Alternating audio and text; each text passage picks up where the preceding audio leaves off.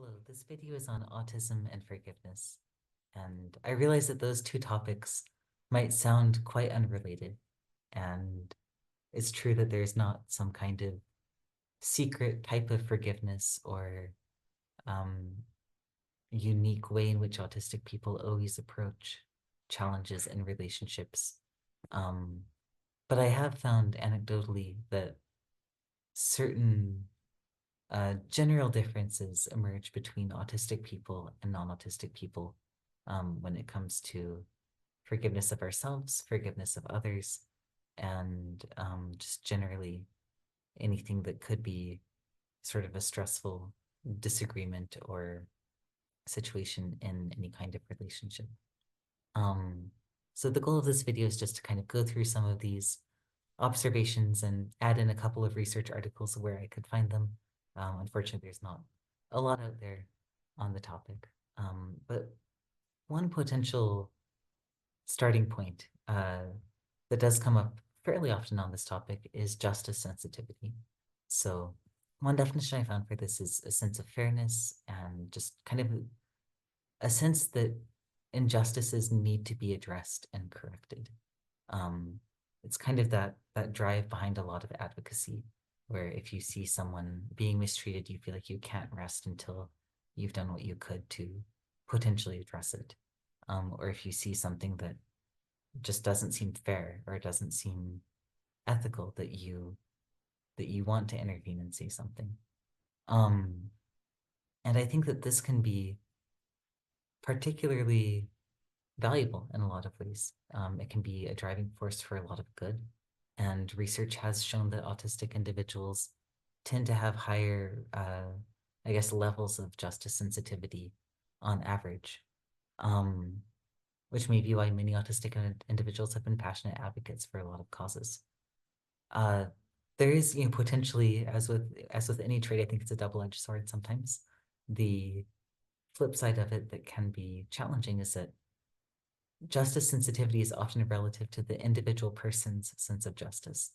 I know there have been times in my life where I thought that I was advocating for the correct thing, especially when I was younger, but even sometimes to this day, where I thought very much that I was advocating for something that was helpful and constructive.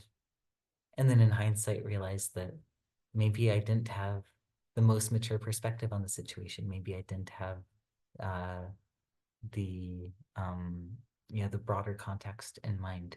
And in that case, it can sometimes just turn into moralizing, which is not always helpful. Um, but I would argue that justice sensitivity in autism can actually go beyond the need to correct injustices specifically and can sometimes be extended into this broader sensitivity out of caring.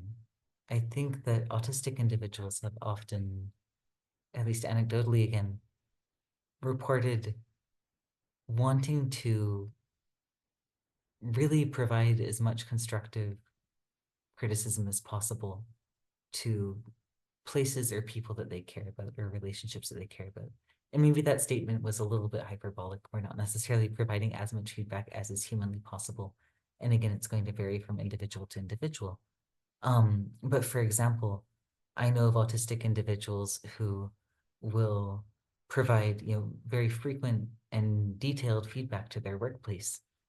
And in some cases, unfortunately, employers might see that feedback and think, oh, this person is just, being negative. This person is not being a team player. They're not really supporting the workplace. But in actuality, that's how the autistic person is showing their support of the workplace. It's that they care about the workplace a lot. They really see a lot of potential in it, and they're trying to identify things that might need to change to make the workplace more accessible or to make the workplace more efficient. And so there are some really good intentions and potentially some really helpful pieces of advice in that feedback. Um, and I think the reason I say this is out of care is that oftentimes the, from what I understand, that people might be less likely to give that kind of feedback in situations where they don't feel invested in the company or if they feel like it's just a job that they're taking because they have to. So another kind of example of this is that someone might be very deeply invested in not just an institution like where they work, but in a relationship. And it could be any type of relationship, romantic relationship, friendship, family relationship, etc. Um, and as such, they might want so badly to protect the relationship and to make it, the best or closest relationship that it can be, that they want to bring up problems because they care and they feel like bringing up problems is going to be the only way to repair them or to resolve them. Um, and I think that this can be a really valuable approach in a lot of situations. It can mean that the person is willing to have potentially challenging conversations. Oftentimes they'll be willing to collaborate on potential things that would be helpful going forward. And hopefully this would be paired with a willingness to listen to the other person's perspective as well. I think, again, where this can, so that's sort of the benefit of this tendency. The drawback of it, and I say this as someone, with this tendency myself, is that it can be important to recognize when a situation is about as resolved as it is going to be. And of course, to sort of triage things as well. So something I did fortunately learn, at least this part when I was much younger, is that um, not everything that is a challenge necessarily has to be brought up. Finding that sort of threshold can be tricky, but it's often best to give things quite a bit of time and space. And then if an issue seems like it's going to be recurring, then at that point potentially to bring it up. I think a second category is uncertainty. Um, Disagreements and the process of either asking for forgiveness or approaching a situation where maybe you're the one who's been hurt and someone's asking you for forgiveness. Those can all be pretty uncertain and sometimes quickly moving situations. Um, and it can be tricky to figure out how things are going to resolve, um, or if they're going to resolve, and and and so on. Um, Anecdotally, I've found that autistic individuals are sometimes able to really benefit when there is kind of a clean closure to something, whether it's someone giving a very sincere and direct apology that allows them to move on, uh, or I don't know if move on is the right word, but to feel much, much better after being hurt. Whether it's kind of the flip side of that, someone giving very direct forgiveness to them. Or even if the person doesn't feel like that's possible, maybe communicating directly to them um, that it's just not going to be possible to have that kind of resolution. Um, where I think sometimes there can be a lot of rumination or anxiety about the uncertainty is that sort of murky in between area. Um, what if someone apologizes and it seems like things are a little better, but still very difficult? Then there can be uncertainty of, do you need to try harder? If you're the one who was hurt, do you need to try harder to kind of get past that and repair things? If you're the one apologizing, do you need to try and apologize another way or try something different? Or is it time to kind of step back and just give distance? Um, there can also sometimes even be uncertainty over what an apology is. I've I know personally I tend to be pretty direct and straightforward if I am apologizing for something that I've done wrong. Um, and to be honest, I even kind of have a little bit of a script for an apology in my mind that I try to follow, and if I forget it, I always feel bad afterwards. So the third potential area is monotropism, which is essentially the idea that autistic people might have a really focused, kind of a smaller but potentially more intense attention tunnel. So for example, with interests, we might have one or two interests that we are really, really focused on mentally, and feel very passionately about. Um, and outside of that, there certainly may be things that we're interested in, but probably aren't spending a lot of time um, thinking about as actively. Whereas non-autistic people might spread their attention or time over a much broader set of interests, but with less intensity on each one. Um, and my conjecture is that monotropism also impacts how people experience um, pain in relationships or disagreements, and also what helps with healing that. I know that personally, there are one or two things that can almost always make any kind of hurt that was experienced a lot better. And the first one is just a direct acknowledgement of it. If someone were to say that they realize something was hurtful and they regret causing hurt, that would pretty much immediately make it better. And I imagine that that's not a uniquely autistic experience, but I think the intensity of it, and kind of like the degree to which one or two sentences can really potentially uh, help with healing, I guess, for lack of a better word. I feel like there's probably a more appropriate word, but I can't think of it right now. Um, that might be sort of unique to people who have a lot of monotropic tendencies. Um, Someone else might find acknowledging the impact to be nice, but to ultimately not make a whole lot of difference for them. But instead, in their case, maybe if someone were to do a tangible act to make things up for them, or something different, I don't know, like maybe quality time together, um, that would really make a very, very significant difference. Um, and my conjecture is that this also applies to things that cause us stress in the first place. So, for example, someone might be pretty hard to bother in a lot of ways. Maybe the person is very patient with um, any scheduling challenges that come up. Maybe the person's not easily bothered by a lot of uh, practical issues that might happen, like if someone knocks over their vase, maybe that hardly phases them at all because it's kind of outside of that monotropic attention tunnel. But there might be one or two things that are really important to them or that are very sensitive topics for them. And if something were to happen within that it could be really, really hard for them. Another aspect is memory. So autistic individuals can sometimes have a very comprehensive memory. And anecdotally, I know a couple autistic individuals who even remember very early portions of their childhood in a high degree of detail and comprehensiveness.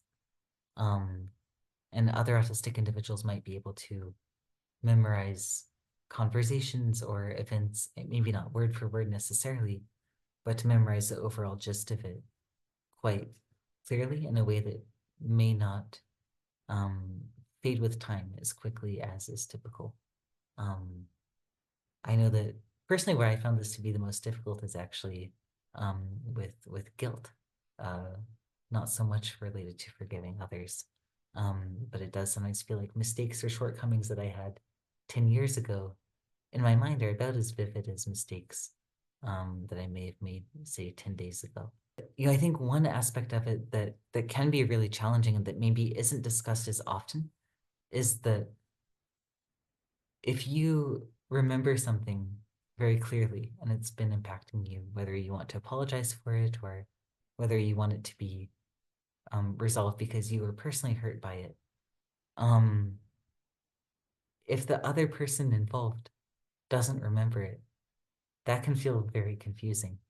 And it can lead you to question whether you're imagining things or whether your perspective is completely skewed.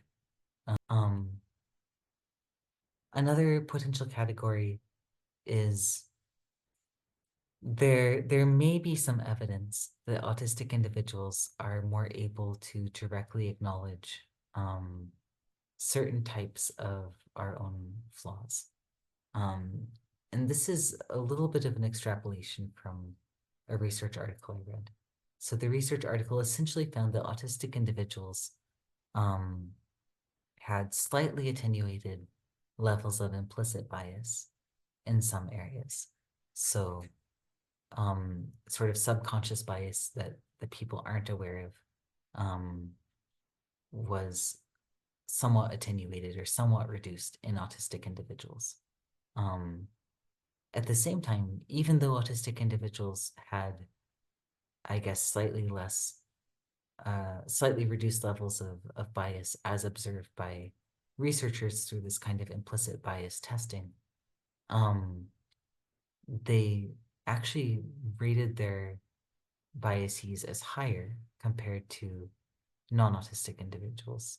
Um, and I'd be curious to, my conjecture and sort of tentative interpretation of that is that autistic individuals are maybe better able to accurately report their biases, whereas non-autistic individuals may report what they want their biases to be, and then could have potentially a greater level of hidden biases that are unrecognized.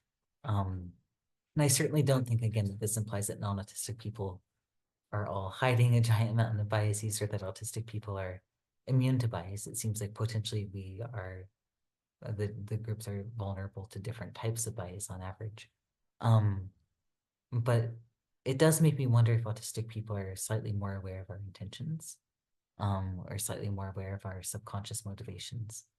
Um, I think one other thing that could potentially support that theory is that autistic individuals often just have our motivations questioned a lot. We might have our facial expressions questioned. We might constantly be asked like what we really mean in conversations if people, uh, if someone's a blunt communicator and others feel like the person was implying something, or had a hidden meaning to what they say. Um, um, yeah, so one final category that I wanted to go through is this essentially a concept of forgiveness overload. Um, and the best example I can think of is, say, an autistic child who's in school and unfortunately, in this hypothetical, is being bullied. Um, and maybe the teachers ask the bully to apologize or ask the person bullying the child to apologize. Um, the child forgives, and then it happens again, and it happens again, and it happens again. At some point, the child might find it, well, first they might question whether there's any genuine reason to forgive when there doesn't seem to be any desire from others to change the overall situation. Um, but also might find that even if they do forgive, that that's not possibly going to be able to be paired with forgetting or just moving on, especially if this is something that has been repeatedly happening and likely may continue to happen repeatedly. Um, and so I think this ties into a final point of what forgiveness actually means. Um, when I Googled it, the first thing that came up for me was something along the lines of the act of being forgiven, which was not as concrete as I was hoping. Um, but I think that forgiveness can encompass a lot of different things for different people. And my conjecture is that autistic individuals may be less likely to conflate different potential aspects of forgiveness. And that doesn't mean that we won't have all those aspects, but that they're not inherently intertwined in the way that they are for some people. I also don't think that non-autistic people always conflate different aspects of forgiveness either. Um, but I would guess it may be somewhat more common among non-autistic people just based on, again, anecdotal observations. So what are these potential different aspects? I think one is not wanting the person to feel continued guilt. Sometimes forgiveness means just giving the person who's being forgiven permission to move on. I think sometimes it means desiring for the person to be well. Maybe forgiveness is, in that case, is not only removing sort of or clarifying that there's no negative animosity, but it might also be reiterating that you really want the person to be well in the future. In some cases, it might be paired with acknowledgments of positives in the relationship. Um, for example, maybe there was a large disagreement between two parties, and both of them realize that they made some mistakes. They both apologize, and that sort of kicks off a reconciliation process and allows them to both kind of acknowledge um, not only that they're resolving the negatives, but that they really value certain positive things about the relationship and want to continue to repair it. And again, like even that repair, that's kind of a separate point because maybe they acknowledge the positives and they bring the relationship to a good conclusion, or maybe they acknowledge it and then they repair it. Forgiveness can also involve understanding, or at least aiming to understand the other person's perspective. Um, and in some cases, forgiveness might mean that the person doing the forgiving essentially places the whatever happened as no longer being a primary consideration in their mind, or even something that they're no longer affected by or not going to think about any longer. Um, and in my mind, certainly these are all pretty distinct things. For me, some of them are connected. So for me personally, I would hope, I think for anyone to be well in their life. And I would not want, anyone to feel continued guilt or shame beyond what's maybe beyond like whatever might be helpful, sort of like a healthy guilt for self-reflection. Um, but neither of those things to me necessarily imply that uh, that I'm going to stop thinking about something per se. For example, if I were to be hit by a car, uh, even if it was purely an accident, maybe the person driving the car had a medical event that caused it. I wouldn't be upset at all with the person. It's not their fault at all. Um, but you'd be living every day with the impact of being hit by a car. It's something that you can't necessarily stop thinking about. For other people, there might be different aspects of this that are more coupled in their mind or less coupled in their mind. And I think sometimes autistic individuals in particular um, can be uh, can experience sort of stigma from society if we're not coupling concepts in the way that they typically are by others. But that's a lot of my own conjectures. Again, I think this is an area that's particularly interesting because there's not much research on it. But on the flip side, the lack of research means that a lot of these are more speculative, and I would love to hear the experiences or thoughts of others, if anyone would like to share. Thank you so much for watching. Take care.